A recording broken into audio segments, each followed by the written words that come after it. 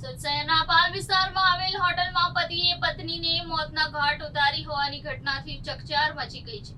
પ્રેમ લગ્ન જીવનમાં ઝઘડા થતા હોવાથી હત્યા કરી હોવાની પતિની કબૂલાત. સુરતના પાલનપુર કેનાલ રોડની ધી બુલ ગ્રુપ હોટલના એક રૂમમાંથી મોડી રાત્રે એક મહિલાની હત્યા કરાયેલ મૃતદેહ મળી આવતા ચકચાર મચી ગઈ હતી. પાલ પોલીસે ઘટના સ્થળે પહોંચી કાર્યવાહી હાથ ધરી હતી. જોકે સમગ્ર હત્યા પતિએ જ તીક્ષ્ણ હથિયારના ઘા ઝીંકીને કરી હોવાનું સામે આવ્યું છે. પાલનપુર ગામ નજીક આવેલ રોયલ ટાઇટેનિયમ કોમ્પ્લેક્સમાં હોટલ ધી બુલ ગ્રુપમાં મોડી રાત્રે રૂમ નંબર 3માં પોલીસને વકીલાતનો અભ્યાસ કરતી નિશુ ચૌધરી નામની મહિલાની હત્યા કરેલી લાશ મળી હતી.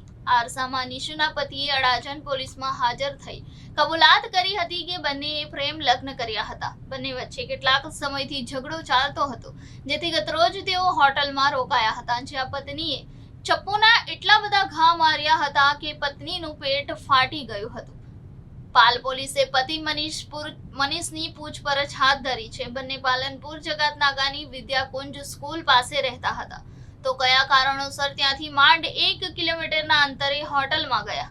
પ્રેમ લગ્ન કરનાર બંનેના પરિવાર વચ્ચે મતભેદ હોવાથી તેઓ વચ્ચે છૂટાછેડાને લઈને માથાકૂટ ચાલી રહી હતી.